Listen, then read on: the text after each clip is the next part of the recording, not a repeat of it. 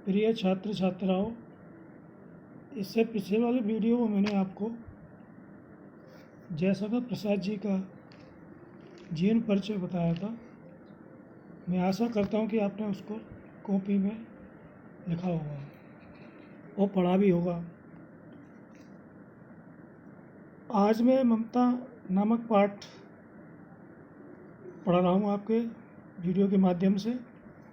इसको आप ध्यान से सुने और पढ़ें। पाठ के पढ़ने के उपरांत मैं इसका सारांश आपको बताऊंगा। देखिए बच्चों, ममता जो जयशंकर प्रसाद जी ने एक विधवा नारी के ऊपर इसको लिखा है, बहुत ही ममक और बहुत ही सटीक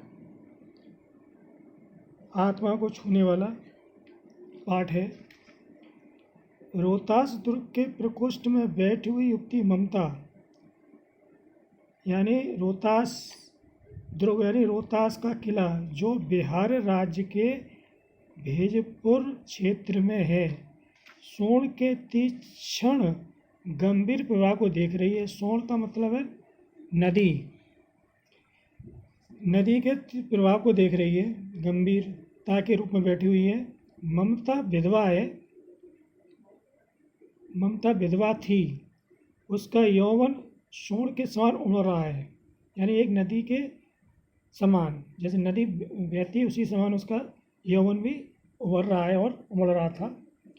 मन में वेदना, दुख, पीड़ा, मस्तक में आंधी, वैचारिक उथल पुथल। मस्तक में आंधी का मतलब वैचारिक उथल पुथल थी। आँखों में पानी की बरसात लिए हुए आंसू थे उसकी आँखों में। वह सुख के कटक सहन में विकल थी, यानी कांटों की सैया, दुखपूर्ण स्थिति में थी। वह रोहतास द्रौपदी के मंत्री चूड़ामणि की अकेली दुहिता थी, यानी पुत्री थी।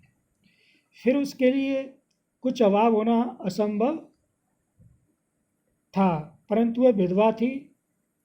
हिंदू विधवा संसार में सबसे तुच्छ, निराशाई माने बेसहारा प्राणी समझा जाता है। तब उसकी विडंबना का कहाँ अंत था।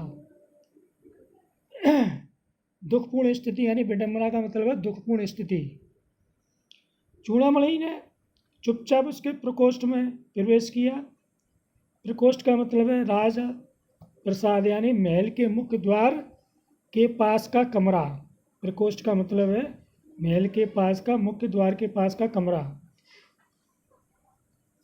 सोन के प्रवाह यानी नदी के प्रवाह में है, नदी के बहती हुई नदी वेग में, उसके कलनाद में अपना जीवन मिलाने में बेसुधा थी। पिता का आना ना जाने सकी चूड़ामणि व्यथित उठे। स्नेह पालिता पुत्री के लिए क्या करें, जिसे वो प्रेम करते थे बहुत अधिक, यह स्थिर ना कर सकते थे। लौट कर बाहर चले गए। ऐसा प्राय होता है, पर आज मंत्री के मन में बड़ी दुश्चिंता थी, चिंता थी। पैर सीधे नहीं पड़ते थे। एक पैर बीत जाने पर वे फिर ममता के पास आए। उस समय उनके पीछे 10 सेवक चांदी के बड़े थालों में कुछ लिए खड़े थे।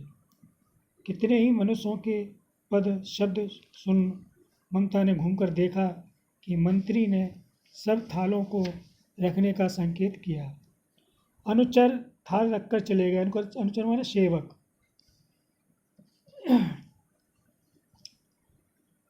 ममता ने पूछा, ये क्या है पिताजी? तेरे लिए बेटी उपहार है, तोहफा है, कहकर चूड़ामणि ने उसका आवरण हटा दिया, यानी पर्दा। आवरण माने होता है पर्दा, हटा दिया। स्वर्ण का पीलापन उसे सुनहली संध्या में विकीर्ण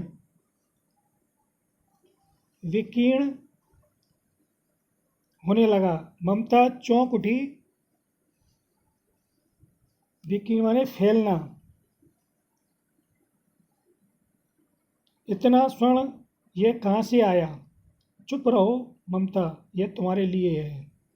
पिता ने कहा, तो क्या आपने मलिच्छ का उत्कोच स्वीकार कर लिया? मलिच्छ का मतलब होता है असभ्य और गंदा व्यक्ति।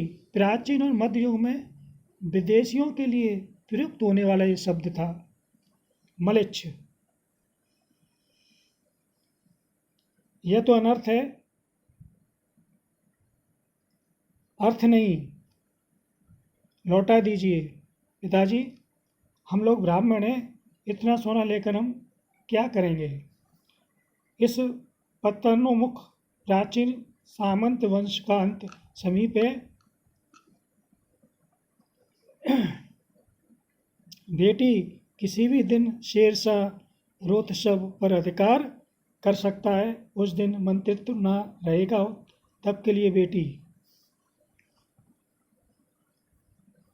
हे भगवान, तब के लिए विपद के लिए इतना आयोजन, परम पिता की इच्छा के विरुद्ध इतना साहस।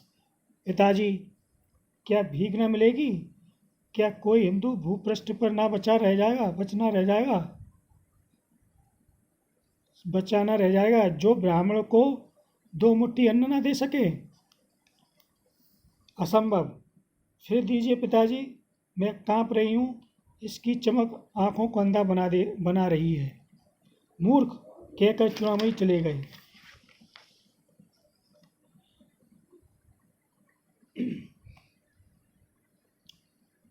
दूसरे दिन जब डोलियां का तांता भीतर आ रहा था, ब्राह्मण मंत्री चूड़ामणि का हृदय धक धक करने लगा। वह अपने को रोक न सका। उसने जाकर रोहतास दुर्ग के तोरण में किले का मुख्य फाटक, तोरण फाटक पर डोलियों का आवरण खुलवाना चाहा। पठानों ने कहा, यह महिलाओं का अपमान करना है। बात बढ़ गई, तलवारें खिंची, ब्राह्मण वहीं मारा गया और राजा रानी और कोष सब छली शेरशाह के हाथ पड़े। निकल गई ममता। डोली भरे हुए पठान सैन्य दुर्ग भर में फैल गए, पर ममता न मिली। काशी के उत्तर में धर्मचक्र के उत्तर में काशी के उत्तर में धर्मचक्र विहार मौर्य गुप्त सम्राटों की कीर्ति का खंडर था।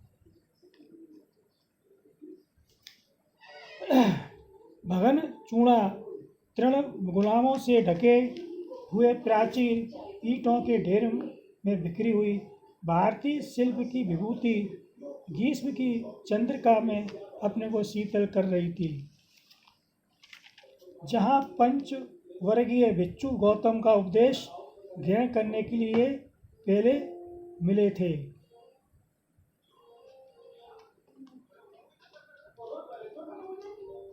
उसी स्तूप के भगन वेश की मलिन छाया में एक झोपड़ी के दीपलोक में एक स्त्री पाठ कर रही थी। भगन व शेष खंडर है।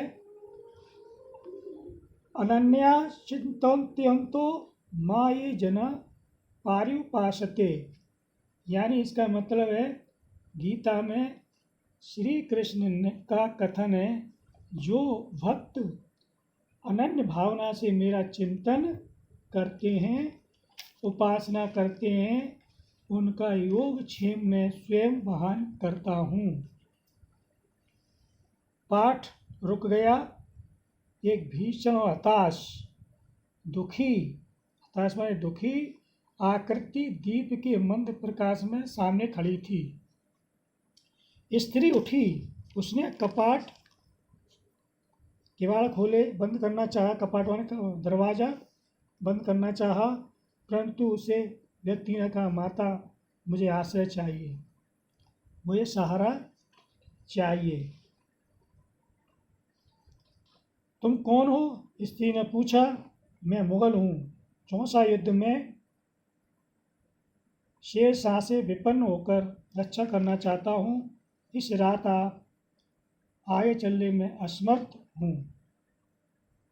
शेर शाह और हुमायूं के बीच चौसा युद्ध शेर शाह और हुमायूं के बीच सन 1539 में बिहार के चौसा नामक स्थान पर हुई लड़ाई का वृत्तांत है। क्या शेर शाह से स्त्री ने अपने होठ काट लिए? हाँ माता, परंतु तुम भी वैसे ही क्रूर हो। वही भीषण रक्त की प्यास, वही निष्ठुर प्रतिबिंब तुम्हारे मुख पर भी। सैनिक, मेरी कुटी में स्थान नहीं। जाओ कहीं दूसरा आश्रय खोज लो, यानी कहीं दूसरी जगह अपना सहारा देख लो। गला सूख रहा है, साथी छूट गए। अश्व गिर पड़ा, अश्व ने घोड़ा। इतना थका हुआ हूँ, इतना कहते कहते हुए व्यक्ति धम्म से बैठ गया और उसके सामने ब्रह्मांड घूमने लगा, पूरा आकाश मंडल। स्त्री ने सोचा, यह विपत्ति कहाँ से आई, यह आपदा ये कहाँ से आई। उसने जल दिया, मुगल के प्राणों की रक्षा हुई। वह सोचने लगी, सब विधर्मी दया के पात्र नहीं होते, यानी सभी अधर्मी दया के पात्र नहीं होते हैं। मेरे पिता का वध करने वाले आताताई घृणा से उसका मन विरक्त हो गया, यानी गिलानी हो गई। स्वस्थ होकर मुगल ने कहा, माता तो फिर मैं चला जाऊं? स्त्री विचार कर रही थी, मैं ब्राह्मणी हूँ, मुझे तो अपने धर्म अतिथि देव की उपासना का पालन करना चाहिए, अतिथि देवो भव। परंतु यहाँ नहीं, सब विधर्मी दया के पात्र नहीं है, परंतु यह दया तो नहीं, कर्तव्य करना है। तब मुगल अपनी तलवार टेक कर उठ खड़ा हुआ। ममता ने कहा, क्या आश्चर्य है कि तुम भी छल करो? ठहरो। छल नहीं, तब नहीं स्त्री, जाता हूँ। तैमूर का वंशधर स्त्री से छल करेगा? जाता हूँ, भाग्य का खेल है। ममता ने मन में कहा, यह कौन दुर्ग है? यही झोंपड़ी ना, जो चाहे ना चाहे ले ले, मुझे अपना कर्तव्य करना पड़ेगा। वह बाहर चली आई और मुगल से बोली, जाओ भीतर थके हुए भयभीत पथिक माने रास्तागीर, तुम चाहे कोई भी हो, मैं तुम्हें आश्रय देती हूँ, यानी सहारा देती हूँ। मैं ब्राह्मणी कुमारी हूँ, सब अपना धर्म छोड़ दें तो मैं भी क्यों छोड़ दूँ? मुगल ने चंद्रमा के मंद प्रकाश में वह महिमामय मुखमंडल देखा। उसने मन ही मन नमस्कार किया। ममता पास की टूटी हुई दीवार में चली गई। भीतर थके पथिक ने झोंपड़ी में विश्राम किया। प्रभात में खंडहर की संधि से ममता ने देखा। प्रभात में सुबह खंडहर में देखा उसने, सैकड़ों अश्वरोही उसे प्रांत में घूम रहे हैं। वह अपनी मूर्खता पर अपने को कोसने लगी।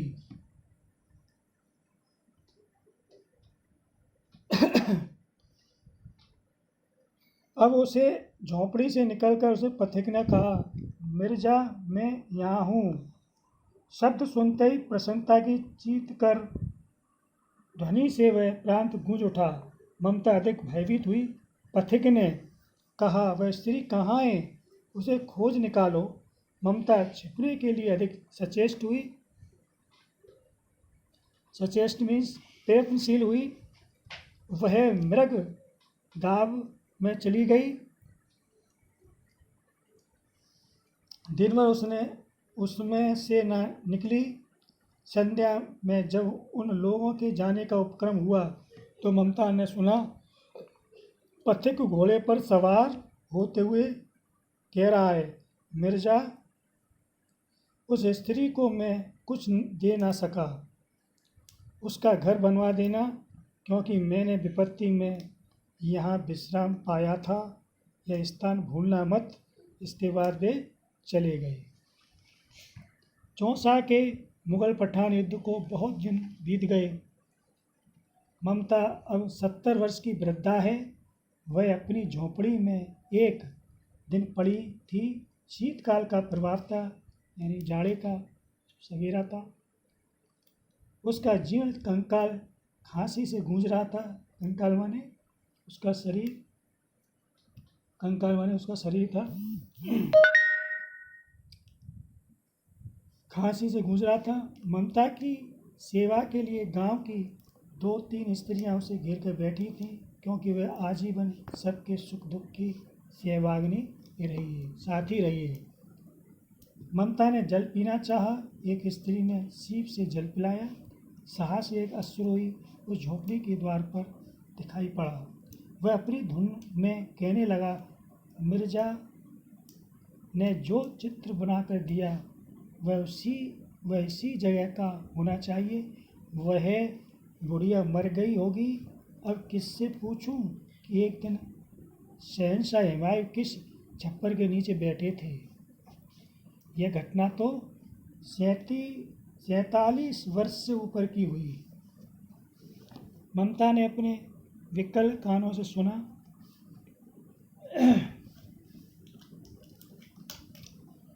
विकल कानों से सुना। उसने पास की स्त्री से कहा, उसे बुलाओ। अश्वारोही पास आया।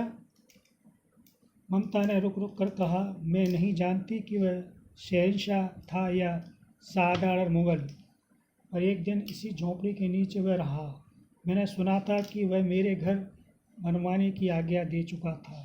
मैं आजीवन अपनी झोंपड़ी के खुदवाने के डर से भयभीत रही। भगवान ने सुन लिया। मैं आज इसे छोड़ जाती हूँ। तुम इसका मकान बनवाओ या महल। मैं अपने चिर विश्राम गृह में जाती हूँ, यानी चिंत निद्रा में हमेशा के लिए मैं सो जाती हूँ। वह अश्वरोही अब खड़ा रहा